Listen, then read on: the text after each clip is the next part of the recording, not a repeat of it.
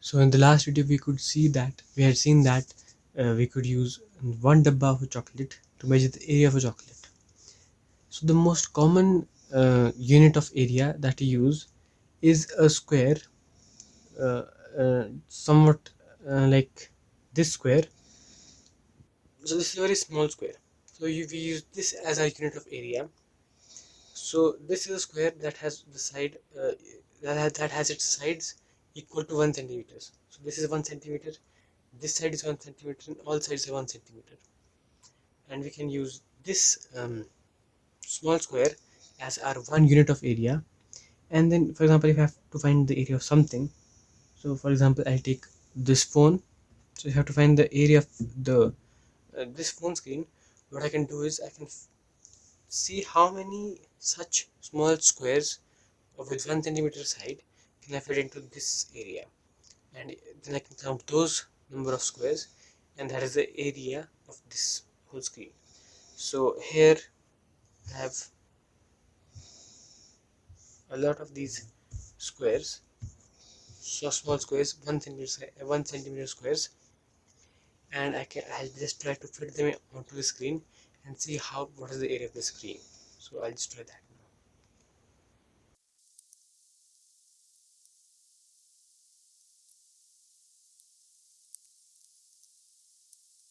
So I finally covered the whole phone screen with these small squares. Obviously I'm saying always almost because there's still some gaps, but now I can simply count all these rectangle squares, and I believe there are around 100 or 105 small squares. So the area of a phone screen would be 104 or 105 centimeter squares. So that is how you find the area of any object using this method of taking square unit as a basic unit. So just now we had found the area of the screen using small square boxes like this, and now I'd like to show you something interesting. So here I've drawn those boxes. So the side of squares rather. So the side of one of such square is 1 centimeter. So this length here is 1 centimeter, and this way I have 1, 2, 3, 4, 5, 6, 7, 8, 9, 10. I have 10 such squares on this side. So what would this whole length become? 1 centimeter, 2 centimeter, 3, 4, 5, 6, 7, 8, 9, 10. So this whole length here is 10 centimeters. And so if I look at the larger square, the side of the larger square would be 10 centimeters, whereas the side of the smaller square here is 1 centimeter. So we have a special name for that, for 10 centimeters, a length of 10 centimeters, uh, which is called a decimeter. So I can write that 10 centimeters equals 1 decimeter, dm. So 10 centimeter equals 1 decimeter. That's just a special name. So this whole length is called 1 decimeter. Just a different unit. Okay. So this is 1 decimeter. You have 2 decimeters, 3 decimeters, so on and so forth. So that is just a relation that connects centimeter to decimeter, two different units. Obviously, I have meter in them, but yeah, they're different units. Centimeter, decimeter.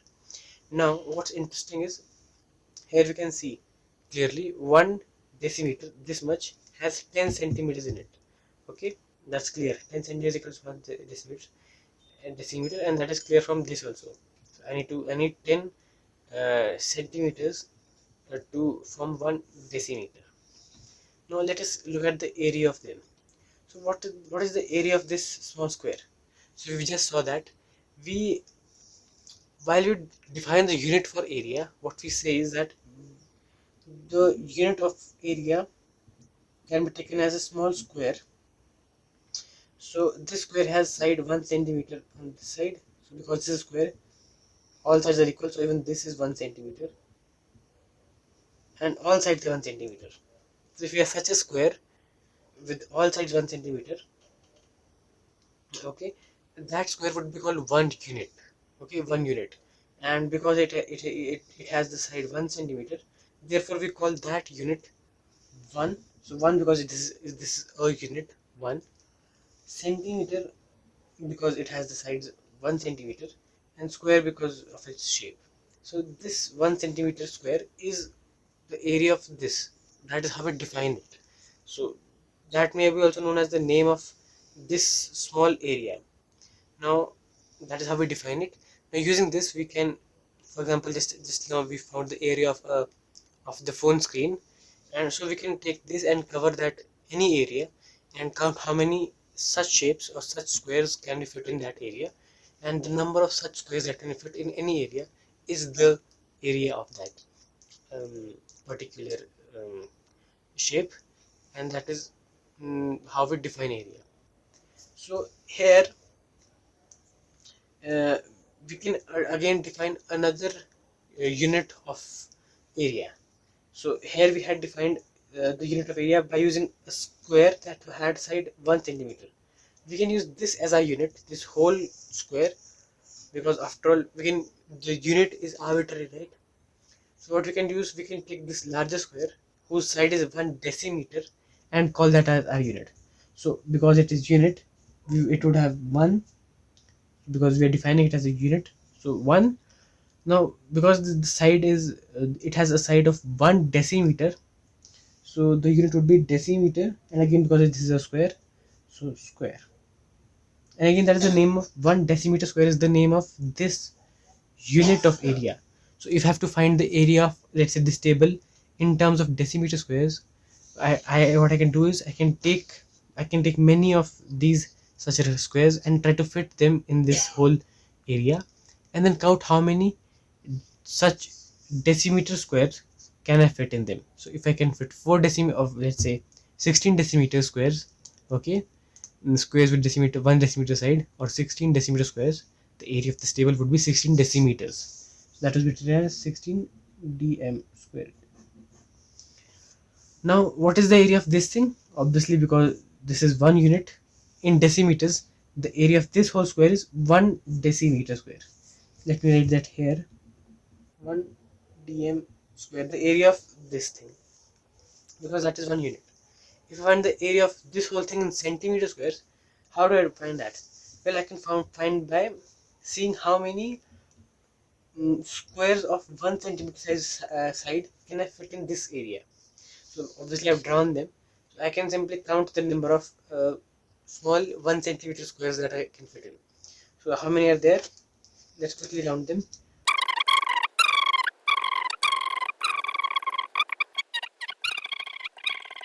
96, 97, 98, 99, 100. So I can fit 100 centimeter squares inside this area. So what would the area be? Well, the area would simply be 100 centimeter squares, because I can fit 100 centimeter squares, right? And because I am finding the area of the same area, the same section or the same shape, they should be equal. So what I find is 1 decimeter square equals 100 centimeter square. But what I had found earlier using this was that 10 centimeters equals 1 decimeter. So that's a weird result, right? When I have to convert centimeter into decimeter, or decimeter into centimeter, so if I have to convert decimeter into centimeter, I have to multiply that by 10, right? So if I have 1 decimeter, 1 multiplied by 10 gives me 10. So I have converting decimeter into centimeter, the conversion factor. So what is the conversion? So if I have convert this into this, what is the conversion factor? So what is conversion factor? Conversion factor means the number by which you need to multiply this quantity to get the same quantity in this unit. So for example, the conversion factor between decimeter and centimeter equals 10. Why? So if you have, for example, 2 decimeters, you need to multiply that by 10, the conversion factor, to get 20 centimeters, and that is correct, right? Or maybe 1 decimeter equals, so 1 to 10 gives me 10 centimeters. But what is the conversion factor here? Well, we can see if I have to convert something from decimeter to centimeter, I need to multiply that by 100. So the conversion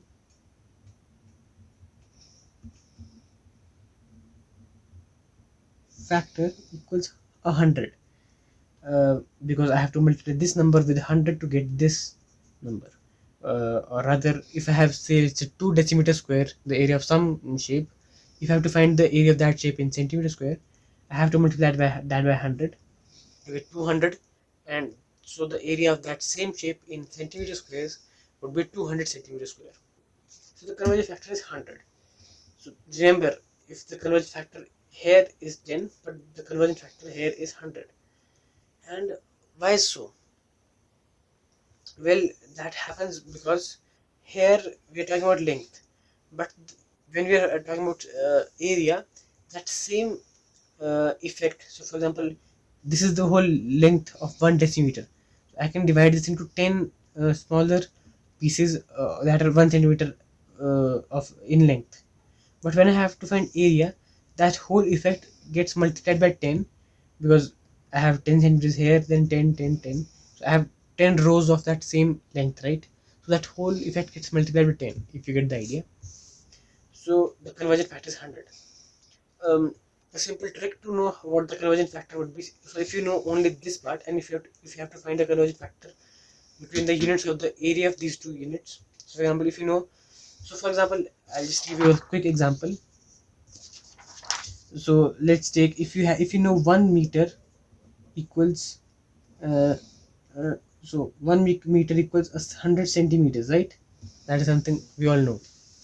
Now if you have to find what is the conversion factor between meter square and centimeter square, how do you do that? Well, I can square both the sides. Why am I doing that? Well, what is 1 meter square? So if I have, what does this mean? Well, if this is 1 meter length, I'm squaring it to get a square with side 1 meter, 1 meter, and the area of this would be 1 meter square. So how do I find that? Actually, I can take the square of both these things. So 1 square equals 1, m square equals m square. So I get 1 meter square actually, um, and that equals, so what is 100 square? That is 10000. That is 10,000 centimeter square. So if I see the conversion factor, so here would be 10,000. So if I have to convert something from centimeter square to meter square, or rather something from meter square to centimeter square, I have to multiply that number by 10,000, not by 100, 10,000. So this is the conversion factor from meter square to centimeter square, whereas 100 is the conversion factor from meter to centimeter. So remember, if you have to ever calculate the conversion factor between meter square or centimeter square or any other units of area, this is the way you find that conversion factor.